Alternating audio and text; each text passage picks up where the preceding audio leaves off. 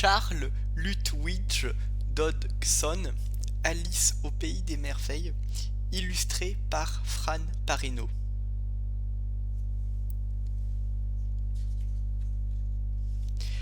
Chapitre 1. Dans le terrier du lapin. Assise sur la berge à côté de sa sœur qui lisait, Alice commençait à s'ennuyer. Elle n'avait rien à faire et avait jeté une fois ou deux un coup d'œil sur le livre de celle-ci, mais il ne contenait ni images ni conversation. « Et, se dit Alice, à quoi sert un livre sans images ni conversation ?» Elle se demandait, dans la mesure où elle était capable de réfléchir, ensommeillée et hébétée, comme elle l'était à cause de la chaleur, si le plaisir qu'elle aurait à confectionner une couronne de pâquerettes valait l'effort nécessaire pour se lever et les cueillir, lorsqu'un lapin blanc aux yeux roses passa en courant. Cela n'avait rien de bien remarquable, et Alice ne s'étonna pas non plus beaucoup de l'entendre se dire « Oh là là, je vais être en retard !» En y repensant par la suite, elle se dit qu'elle aurait dû se poser des questions, mais sur le moment, cela lui parut tout à fait naturel. Toutefois, quand le lapin sortit ensuite une montre de la poche de son gilet, la regarda, puis repartit en toute hâte, Alice se leva d'un bond, car il lui vint à l'esprit qu'elle n'avait jamais vu de sa vie de lapin possédant une poche de gilet avec dedans une montre. Brûlant de curiosité, elle se lança à ses trousses à travers champs et arriva juste à temps pour le voir disparaître dans un grand terrier sous la haie.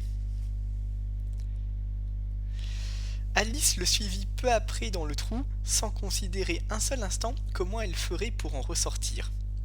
Le terrier s'enfonça d'abord tout droit comme un tunnel, puis la pente s'accentua si brusquement que, sans avoir eu le temps de se demander comment s'arrêter, Alice se mit à dégringoler dans un puits apparemment sans fin. Soit il était vraiment très profond, soit elle tombait très lentement, car elle eut tout le temps d'observer ce qui l'entourait en descendant et de se demander ce qui allait se passer ensuite. Elle commença par essayer de voir l'endroit où elle allait atterrir, mais il faisait trop sombre pour qu'elle puisse distinguer quoi que ce soit. Elle se mit alors à examiner les parois du puits et vit qu'elles étaient couvertes de placards et d'étagères. Ici et là, des cartes de géographie et des tableaux étaient accrochés au mur. Au passage, elle prit un pot sur l'une des étagères. Sur son étiquette, on lisait l'inscription « Marmelade d'orange ». Mais, hélas, il était vide.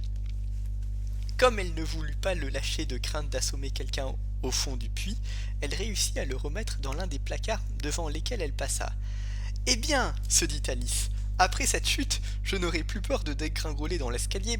Comme ils me trouveront courageuse, je ne me plaindrai pas même si je tombais du toit de la maison, ce qui était très probablement vrai. » Elle descendait toujours plus bas, de plus en plus bas. Allait-elle jamais finir par arriver au bout ? Je me demande combien de kilomètres j'ai déjà parcouru. Se dit-elle à voix haute. Je dois être assez près du centre de la Terre. Voyons, cela doit faire un peu plus de 6000 km, je crois, car voyez-vous, Alice avait appris toutes sortes de choses de ce genre en classe, et même si le moment n'était pas vraiment idéal pour faire admirer ses connaissances, puisqu'il n'y avait personne pour l'écouter, c'était au moins une occasion de s'entraîner. Oui, c'est à peu près ça. Mais je me demande maintenant à quelle latitude ou à quelle longitude je suis arrivé. Alice n'avait pas la moindre idée de ce qu'était la latitude ni même la longitude, mais elle se dit que ces mots faisaient bien. Puis elle reprit. Je me demande si en tombant, je vais traverser la terre de bout en bout. Comme ce serait amusant d'atterrir chez les gens qui marchent la tête en bas, les antipathiques, je crois. Elle était plutôt contente, cette fois-ci, de ne pas avoir d'auditeurs, car elle n'était pas sûre du tout que ce soit le nom adapté. Mais il faudra que je leur demande dans quel pays je suis. Alors, pardon, madame, suis-je en Nouvelle-Zélande ou en Australie ? Et elle s'essaya à faire la révérence tout en parlant. Drôle d'idée de faire la révérence tout en tombant dans les airs. Penses-tu pouvoir y arriver ? Et elle me trouvera bien ignorante si je le demande. Non, il ne faut surtout pas que je le fasse. Je le verrai peut-être écrit quelque part. Et elle continuait de descendre, toujours plus profondément. Comme elle n'avait rien d'autre à faire, Alice recommença à parler toute seule. Je manquerai beaucoup à Dina ce soir, je crois. Dina était sa chatte. J'espère qu'ils n'oublieront pas de lui donner sa soucoupe de lait à l'heure du goûter. Chère Dina, j'aimerais bien t'avoir avec moi dans ce trou. Il n'y a pas de souris dans l'air, malheureusement. Mais peut-être pourrais-tu attraper une chauve-souris. Elle ressemble assez aux souris, tu sais. Mais est-ce que les chats mangent les chauves-souris? Je me le demande. Et là, Alice eut soudain très envie de dormir et continua à se dire d'un ton rêveur. Les chats mangent-ils les chauves-souris?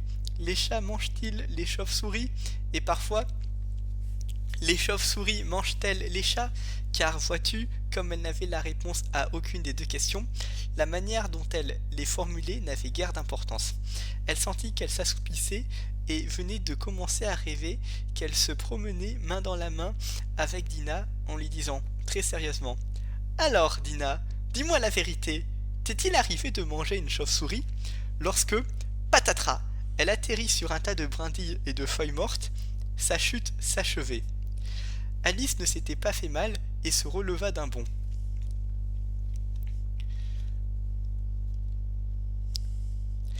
Elle leva les yeux, mais il faisait tout noir.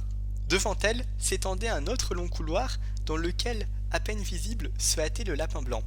Il n'y avait pas un moment à perdre. Alice se lança à sa poursuite et eut juste le temps de l'entendre dire, alors qu'il prenait un tournant: « Oh, par mes oreilles et mes moustaches, il se fait bien tard !» Elle n'était pas loin derrière lui quand elle atteignit à son tour le virage, mais le lapin s'était volatilisé. Elle se trouvait dans une longue salle basse, éclairée par une rangée de lampes suspendues au plafond. Des portes s'ouvraient tout autour de la salle, mais elles étaient fermées à clé, et quand Alice les eut essayées l'une après l'autre, des deux côtés de la pièce, elle se dirigea tristement vers le milieu, en se demandant si elle pourrait jamais en sortir. Soudain, elle aperçut une petite table en verre à 3 pieds. Il n'y avait rien dessus, sauf une minuscule clé en or. Alice se dit tout de suite qu'elle ouvrait peut-être l'une des portes. Mais hélas, soit les serrures étaient trop grandes, soit la clé était trop petite. Impossible d'en ouvrir une seule. Cependant, après avoir fait une deuxième fois le tour de la pièce, elle aperçut un rideau en bas qu'elle n'avait pas remarqué auparavant, et derrière lui se trouvait une petite porte d'à peu près 40 cm de haut. Elle mit la petite clé en or dans la serrure et fut ravie de voir qu'elle y entrait. Alice ouvrit la porte et vit qu'elle donnait sur un petit couloir à peine plus large qu'un trou à rats. Elle s'agenouilla et vit à l'autre bout du couloir le plus joli jardin du monde. Elle mourait d'envie de sortir de cette salle obscure pour aller se promener parmi les plates-bandes aux fleurs magnifiques et les fontaines rafraîchissantes.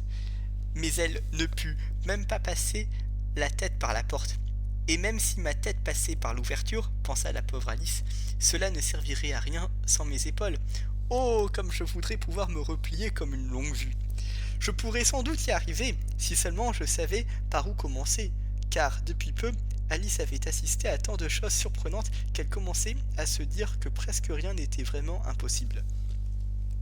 Il semblait inutile d'attendre près de la petite porte, et elle revint donc vers la table, espérant vaguement trouver dessus une autre clé, ou du moins un manuel expliquant comment replier quelqu'un comme une longue vue.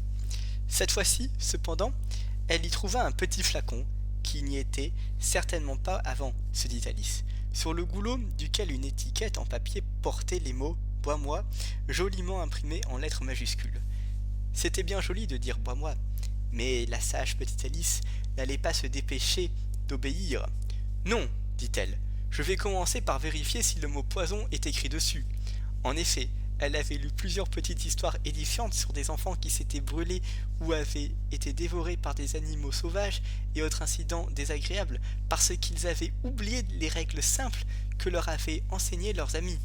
Par exemple, si l'on tient trop longtemps un tisonnier chauffé au rouge, on se brûle, et si on se coupe le doigt très profondément avec un couteau, ça le fait en général saigner. Et elle n'avait jamais oublié que si l'on boit en trop grande quantité du liquide provenant d'une bouteille sur laquelle est marqué « Poison », on risque à coup sûr « Poison », On risque, à coup, presque sûr de ressentir tôt ou tard des effets désagréables. Cependant, le mot poison ne figurait pas sur la bouteille. Alice se risqua donc à goûter le liquide, qui lui parut délicieux. En fait, il avait à la fois un goût de tarte aux cerises, de crème anglaise, d'ananas, de dinde rôtie, de caramel et de pain grillé beurré, et elle eut bientôt tout avalé.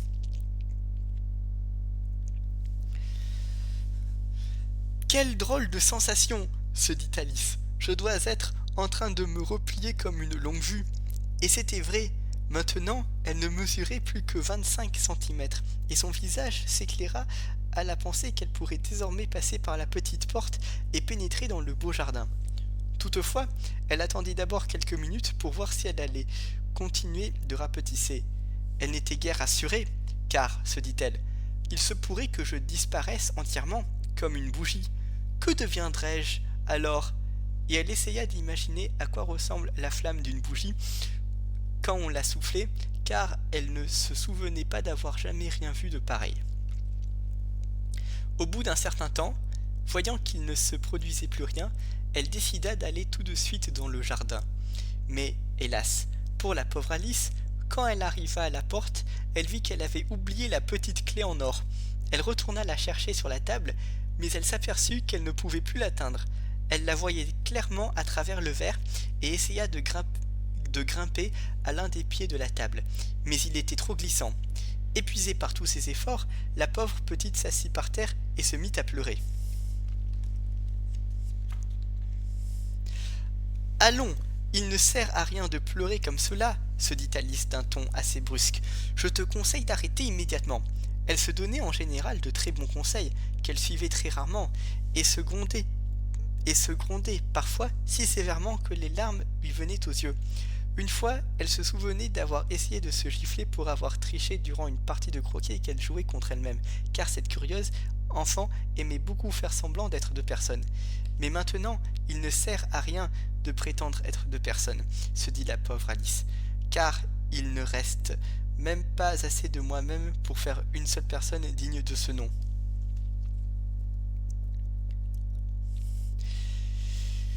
Soudain, elle remarqua sous la table une petite boîte en verre. Elle l'ouvrit et trouva à l'intérieur un minuscule gâteau sur lequel étaient inscrits les mots Mange-moi, joliment composés avec des raisins secs.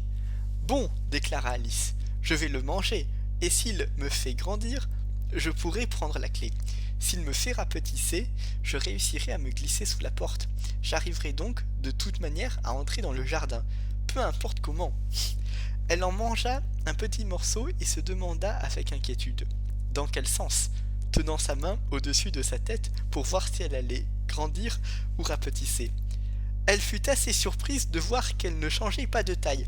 Certes, c'est en général ce qui se passe quand on mange un gâteau, mais Alice s'était habituée à s'attendre uniquement à des événements extraordinaires, et quand les choses se déroulaient de façon normale, elle trouvait cela bête et ennuyeux. Elle se mit donc à grignoter et finit bientôt le gâteau.